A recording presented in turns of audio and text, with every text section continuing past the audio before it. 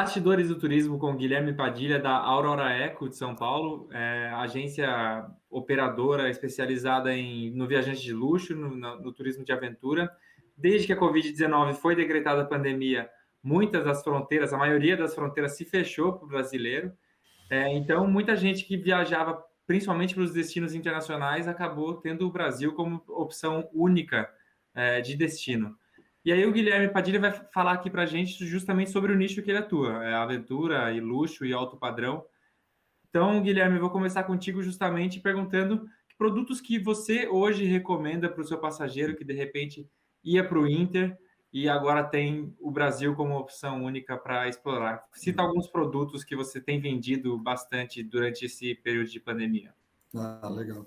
Bom, o Brasil sempre foi um destino muito variado, com uma oferta excelente, né? A gente trabalha também a parte de inbound, então os estrangeiros, eles vêm para o Brasil para procurar vários tipos de experiências diferentes, né? Então o Brasil sempre teve essa veia de oferecer opções incríveis, né? E durante a pandemia, né, os brasileiros, a maioria foi forçada a viajar por aqui. E na questão de alto padrão, né, o Brasil, principalmente nos últimos 20 anos, vem se desenvolvendo muito, principalmente na parte de hotelaria e de serviços, nesses destinos que são os principais, né? Acho que o principal mote do Brasil são as belezas naturais, né? Então, nessa linha, eu diria que na Amazônia é um destino muito interessante, ali na região de Anavilhanas. Você tem ótimos lotes de selva, você tem barcos pequenos para charter de ótimo padrão também. Diria que Alter do Chão segue essa mesma linha também na Amazônia, só que ali no Rio Tapajós. Lençóis Maranhenses, principalmente ali a região de Atins, que desenvolveu uma boa hotelaria nos últimos 2 anos e coincidiu muito bem com a pandemia, né? Noronha, Fernando de Noronha, que sempre foi um destino muito procurado por brasileiros e agora, então, nem se fala. Pantanal é uma opção incrível, ainda acho que tem um potencial enorme de várias opções, mas você tem ótimas opções ali no Pantanal do Sul, então um destino excelente de natureza, e você também tem opções mais escondidas, assim, tipo no Cerrado, que tem um hotel novo, que chama Trijunção, que é maravilhoso, que segue um pouco essa linha de safari brasileiro para avistamento de fauna, mas com todo conforto, charme e atividades muito legais para fazer no destino. E a região do Sul, né? A região do Sul, que tem um turismo muito forte regional, agora os outros, o eixo São Paulo e Rio, principalmente, tem procurado muito, e é uma região muito interessante ali nos Vales dos Vinhedos e as Serras Gaúchas, são destinos que têm uma ótima estrutura e também, principalmente no Vale dos Vinhedos, tem a questão do vinho, né? O inverno com vinho, né, é sempre muito procurado, as serras agora no inverno, né? Lençóis está no final da temporada, Amazônia para o ano inteiro, então eu diria que esses destinos. E para o verão, eu acho que a grande tendência, a recomendação é o litoral do Ceará e o litoral do Piauí, que surgiram novas opções muito interessantes lá e que acho que vem superando até um pouco a Bahia nesse sentido. O Guilherme, pelo que você falou, então, a opção de hospedagem, a boa opção de hospedagem, ela que meio que permeia todo esse roteiro aí. Mas como que se cria um roteiro de alto padrão, ainda mais para estrangeiros que vêm ao Brasil e tem essa questão da imagem de um país que não é tão seguro, né? É o que se vende mais lá fora. Como é que você faz, na hora que você costura tudo isso, como é que você une essa experiência de esporte, de trilha, de lazer, com a questão de colocar isso no alto padrão? Porque a gente tem um exemplo da África do Sul, com os seus safaris luxuosos, e você realmente vive aquela experiência. No Brasil, a gente não tem esse safari no Pantanal, por exemplo, ou posso estar enganado, mas está sempre esse projeto de transformar o Pantanal num grande safari, uma grande experiência de safari. Como é que unir isso no Brasil? Acho que eu diria que o Brasil ainda está muito atrás, inclusive de países aqui vizinhos, né? A gente sempre teve um mercado interno muito forte, principalmente para a classe média, assim, ticket médio, assim, de viagem, né? Então, por isso o padrão também acabou não se desenvolvendo tanto, porque era um mercado meio que autossuficiente nesse sentido, né? E nos últimos anos isso vem mudando e a pandemia acentuou muito. Eu diria que a gente vai ver nos próximos 2, 3 anos, muitos hotéis novos de altíssimo padrão surgindo em diversas regiões do Brasil, né? Esse foi um lado, um legado talvez positivo de tanta coisa ruim que a pandemia trouxe, né? Com certeza isso chamou muito a atenção, a demanda está acima do pico, os lugares bons não têm disponibilidade nos próximos 30, 40, 60 dias, né? O preço disparou, Guilherme? Bom, na questão de valores, né? Subiu o preço de tudo, em Minas Gerais, assim, mas ainda é abaixo do que você pagaria para uma viagem no exterior, então ainda tem um valor muito bom, exceto essas altas temporadas em destinos bem específicos, né, sazonais, assim.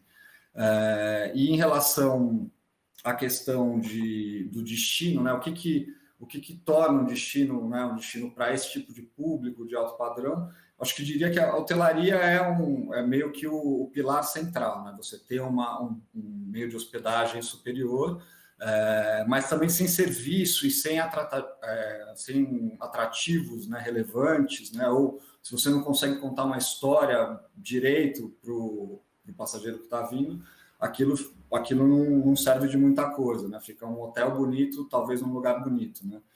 Então, esse passageiro, ele não é só... A hotelaria, digamos que é o primeiro passo na jornada do destino ter essas opções. Acho que, obviamente, né, quando a gente está falando desse tipo de destino, são destinos de beleza natural.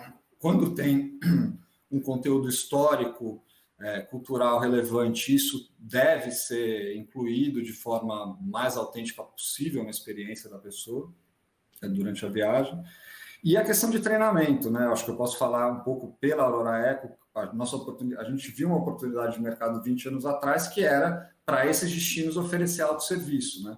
Então a gente trabalha muito a questão do treinamento porque a gente dificilmente acha bons anfitriões e guias e operadores nos lugares, e a gente tem essa cultura de ter as nossas equipes e, né, passando, meio que doutrinando nessa questão de hospitalidade, de surpreender o cliente, de ter olho para as coisas. Olha, isso aqui, um cara de São Paulo paga tudo, né? Comer nesse lugar que para você pode ser simples, mas que tem a melhor comida, a gente só ajeita aqui, vamos botar tudo dentro do contexto do lugar, sem interferir muito mais, levando. O que eu digo o passageiro de alto padrão, ele tem tudo ao alcance dele, né? Principalmente dos grandes centros, né? Ele tem tudo. E o original e o autêntico do lugar tem um peso muito grande também na escolha do destino, algo que eu vou só fazer ali, né? Entendi. E o perfil desse viajante mudou com a pandemia? Quem que está buscando essas suas viagens agora, Guilherme? O perfil da clientela continua o mesmo, né? Quando a gente fala um pouco de viagens de alto padrão, a gente está falando de um público que já tem mais de 40 anos, né? Que quer mais conforto, não quer ficar quebrando a cabeça, não quer perrengue durante a viagem, quer ser surpreendido, né? Então, eu diria que o que aumentou foi a procura pelo destino Brasil mesmo, né? Esse interesse. Eu também sou sócio em restaurantes, e a gente conversa muito e eu encontrei uma similaridade muito equivalente, digamos, o que está acontecendo agora, né? O destino, por exemplo, agora com a pandemia, aumentou muito a questão do delivery, né? Assim, muito. Conforme está reabrindo, o faturamento do delivery foi caindo. E o da loja, obviamente, foi aumentando, porque as pessoas... Mas o patamar que está agora é um patamar que vai ficar durante um bom tempo e sempre vai ser maior do que o pré-pandemia, do que da pré-pandemia. Isso aconteceu um pouco com o Brasil, como opção para essas pessoas. Elas não enxergavam isso, né? A Aurora Eco, como outras operadoras e hotéis, fazem parte da BLTA, né?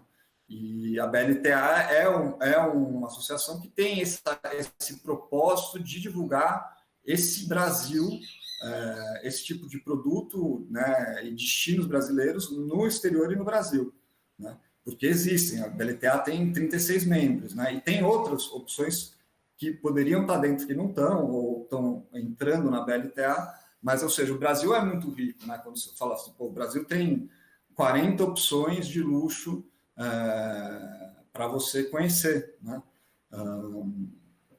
Então, eu diria que o público não mudou muito, ele só se viu, digamos, mais restrito ao Brasil e alguns destinos que estavam abertos, né? A gente, por exemplo, a gente trabalha Costa Rica estava aberta, a gente vendeu muita Costa Rica, teve muita procura, mas a do Brasil foi algo assim jamais esperado. Mudou o olhar, né? A gente viu uma diversidade que talvez a gente não estava olhando com tanto detalhe. A gente estava mais acostumado ali com sol e praia, com aquela coisa de ir para o Nordeste, e de repente mudou. Agora, mudou também o propósito. Tem gente já buscando uma viagem que você contribui com a comunidade, que você interage mais, uma viagem solidária, de fazer um trabalho voluntário. Sim. Você trabalha com isso? Sim. Mudou muito a parte, assim, em primeiro lugar, acho que cada vez mais forte essa questão do turismo responsável, né?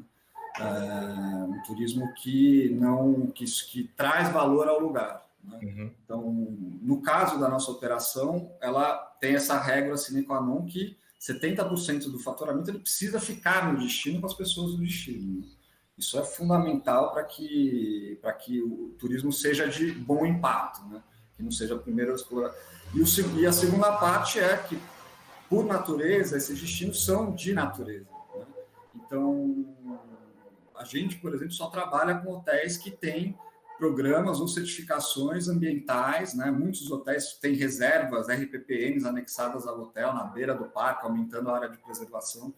Então, esses destinos, também por serem remotos, né? Tudo isso foi uma combinação que é o momento atual, né? Que tem a procura por isso, e é uma tendência que vai ficar. Isso né? Cada vez mais, assim, todas as opções que eu vejo que estão surgindo agora, fui visitar um hotel não faz 2 semanas, todas já nascem com esse propósito. Né? Já nasce com isso no DNA, não é uma coisa que você tem que ficar convencendo e vendendo nem para o cliente, nem para a empresa. No inbound, nos estrangeiros vindo para cá, é meio que, dentro do turismo de natureza, é meio que uma condição sine qua non, né? Precisa ser responsável, precisa estar envolvido com a comunidade local de forma positiva, com a preservação. E no nacional, obviamente, isso já começa a ser, principalmente quando a gente fala de mercado de luxo, né? Não só o turismo, mas outros meios de consumo também tem que ter essa preocupação hoje para atender esse tipo de consumidor. Eu estava conversando semana passada aqui com o Rio Convention Bureau e eles falaram que uma atividade que tem crescido muito aqui no Rio é o uso de bike, né? De fazer trilhas com bicicleta, ciclismo. Que outras atividades você tem sentido que tem crescido e que caíram no gosto desse viajante? Olha, o trekking, com certeza, bike tem crescido muito, muito. E a estrutura é boa para bike aí nesses lugares remotos? Olha, eu opero viagem de bike há 20 anos, assim, e o Brasil ele tem uma dificuldade, sei lá, comparando com os roteiros de Europa ou alguns outros lugares, que são as grandes distâncias entre as pequenas cidades, entre as rotas secundárias, né? Você não quer pedalar numa rodovia, né? Você quer pedalar num lugar de natureza, lindo, com paisagem, mas tem crescido muito, né? Acho que as ciclovias foram um grande pontapé do ciclo, né?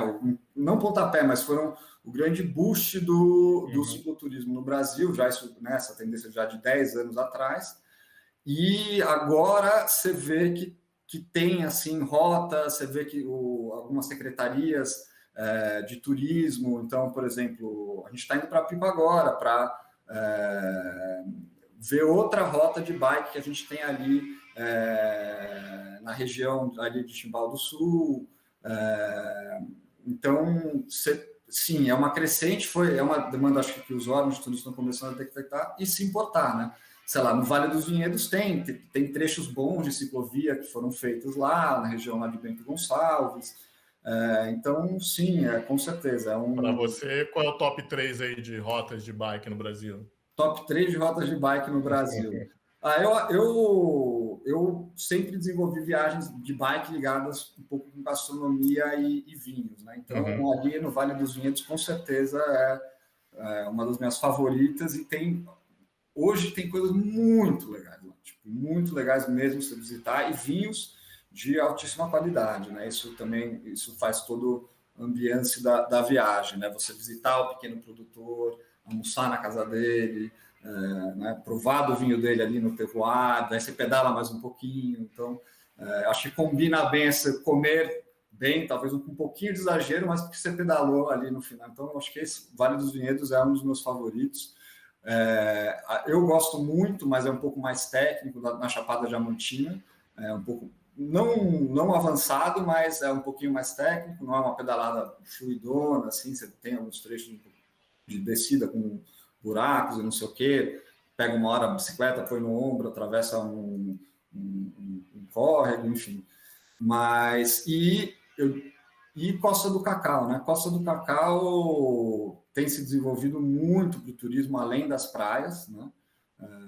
Então você tem fazendas que estão começando, já abertas para visitação e que estão começando a melhorar muito a questão do hospitality delas, que isso, né, atrai mais gente, quanto mais legal a experiência ali, mais sentido faz. E esses três, né? Vale dos Vinhedos, legal. Chapada e Costa do Cacau. Belas dicas. E a gente olhando o exemplo americano, o exemplo europeu, os parques nacionais estão muito envolvidos nisso. No Brasil, dá para fazer negócio de turismo com os parques nacionais? Ou que parques nacionais estão mais envolvidos? Não dá, porque assim, é uma outra cultura completamente diferente, né? Teve a privatização, né, da administração de alguns parques agora, tem outros que estão indo aí para leilão a questão da administração do parque, né? Chapada dos Veadeiros foi um desse da nova leva, mas aí fica mais parecido um pouco tanto com o modelo argentino, que você tem uma empresa que controla aquilo e administra tudo que tem dentro do parque, né? Por exemplo, dependendo do tamanho do parque, ele poderá ou não ter um meio de hospedagem lá dentro, né? A maioria permite camping, mas sempre foi muito difícil, né? Quem administra hoje é o ICMBio, na maioria dos parques, né? Mas você consegue se aventurar dentro do parque, né? Com toda a tranquilidade e tudo. E os meios de acomodação, os pontos, né? A maioria dos pontos fica normalmente em torno desses parques, né? Mas alguns ainda sem estrutura, né? Eu lembro que eu visitei o Parque dos Canyons lá do Sul, Itaimbezinho, e não tinha estrutura nenhuma na época que eu fui. Não, a maioria não tem nada, assim. A gente entra muito nessa questão, né? A gente leva, sempre vai uma equipe avançada, que leva uma mesa dobrável, que põe a toalha, a gente sempre faz aquela comida de assemblagem, que é só de montagem, então chega lá, tem uma mesa linda, um vinho, água fresca, frutas da região, enfim. Porque você não chega lá e não tem um lugar, olha, tem umas mesas aqui, debaixo de um lugar meio sombreado, né? A maioria dos parques não tem, de fato não tem isso. Os parques que entraram para isso, dentro dessa privatização, eles estão trabalhando. Eu sinceramente, eu não conheço muito bem as empresas, que não tive contato com elas ainda, que administram esses parques, mas a tendência é que alguns venham a melhorar o que existe hoje.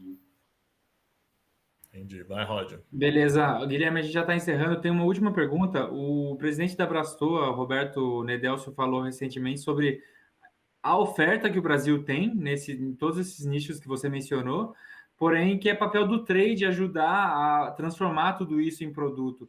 O que uma empresa como a Aurora Eco pode fazer para transformar um destino como produto, uma Chapada dos Veadeiros que você acabou de mencionar, transformar aquilo num produto para o viajante de luxo? O que está ao alcance de vocês? Ajudar os fornecedores com isso, ajudar o destino a desenvolver? Tá. Olha, a gente sempre se envolve muito com todas as comunidades, associação de guias. A gente tem um modelo misto de operação. Alguns lugares são com anfitriões, alguns lugares são com operadores locais, mais o nosso anfitrião. Mas a gente sempre está envolvido com as associações de guia, com os empresários locais, né? Por exemplo, a gente fez uma ação agora de doação de cesta básica em torno de reservas para vários destinos. Isso foi tudo em parceria com ou uma ONG local ou com alguma secretaria local, E a gente arrecadou, foi super legal, a gente arrecadou em torno de quase 30 mil reais em cesta básicas que a gente foram para Alter do Chão, foram para São Luís, Lençóis na Chapada, e agora me fugiu o quarto destino, mas então a gente está sempre envolvido. Então, assim, em termos de promoção, o que a gente faz, né? E tem vários destinos que a gente trabalha, né? Que agora estão em voga, mas a maioria dos meus, eu não mexi na minha prateleira por conta da pandemia de produtos. Eu não desenvolvi novos roteiros. Eu tenho praticamente todas as chapadas, só não tenho, sei lá, Serra da Capivara, porque não tem um hotel factível para o meu tipo de cliente lá. Mas tudo que tem hoje no Brasil, né, a gente tem e promove, não só para o mercado interno, mas para o mercado externo. A BLTA é uma associação que tem esse propósito de promover essas coisas no Brasil, né, esses destinos e esses meios de hospedagem, que tem uma veia muito forte com sustentabilidade, responsabilidade social, e para esse público de luxo, né? Então, eu diria que a gente faz bastante já e está sempre querendo se envolver, né? Eu fui presidente 2 anos da BLTA, por exemplo. Eu doei meu tempo para justamente a gente poder promover o máximo possível. Então, do exemplo da Aurora Eco conhecer o destino número 1. Você precisa ir para lá, você precisa criar conexões dos destinos para depois voltar e formatar produtos e promover na sua rede, né? Não só na sua rede, hoje em dia, né, os meios digitais são fundamentais, né? Tem aquela empresa de marketing, Update or Die. Todas as empresas de turismo precisam mudar radicalmente a forma de comunicação e interação com os clientes para o digital, porque é isso, e isso ajuda muito, né? De repente, alguém famoso vai para um lugar ou que tem bastante influência sobre um grupo e aquele destino aparece, né? A gente sempre recebe propostas para mandar alguém, quando a gente acha interessante a gente envia, e a gente sabe que isso tem sempre também um impacto positivo no awareness daquele... Como ocorreu com as Maldivas na pandemia. A maioria dos brasileiros não sabia nem onde ficava e começaram aí os influenciadores e começou a vender. A novela no Jalapão também é um case nesse sentido. Né? E vários veículos de comunicação, né, que tinham programas tradicionais de viagem, sei lá, o CNN Brasil, que é novo aqui no Brasil, né, mas o programa de viagem e gastronomia, ele fez uma série e acho que ainda tem alguns programas para sair de Brasil, muito legal. Isso daí funciona muito as pessoas, né? Naquela analogia do restaurante, as pessoas tinham talvez um pouco de preconceito com o delivery, mas aí provaram e falaram, pô, não é tão legal, vou pedir de vez, não vou sair para jantar fora todo dia agora. Então, eu acho que o Brasil, isso de todo o mal que fez, né, a pandemia, não só para o turismo, né? Mas isso é algo que vai ficar de positivo. O brasileiro ter conhecido o Brasil e ter criado, não só ter conhecido, né, por ter sido forçado, mas ter criado gosto. Assim, os feedbacks que a gente tem das agências, dos passageiros que voltaram maravilhados, os nossos guias falam, nossa, que bacana. Enfim, tem sido um momento muito bom para esses destinos e para as pessoas, principalmente para as pessoas dos destinos, que passaram muito mal bocados ali nos primeiros 4 meses da pandemia, e depois a coisa foi melhorando e foi se recuperando. Você citou o exemplo dos restaurantes, acho que para mim, mais que o delivery, são as mesas na calçada, que eu vejo de mesa na calçada aqui no Rio de Janeiro agora, invadiram as calçadas e está sendo maravilhoso. Legal. Guilherme, a gente já está encerrando. Legal. Muito obrigado pela sua participação. Falou de luxo, aventura, infraestrutura, o potencial do Brasil como destino. Muito obrigado pela sua participação aqui no Bastidores. Eu que agradeço. Obrigado a vocês. Valeu. Valeu, pessoal. Fique ligado para mais dicas como essa que o Guilherme deu aqui no Bastidores do Turismo.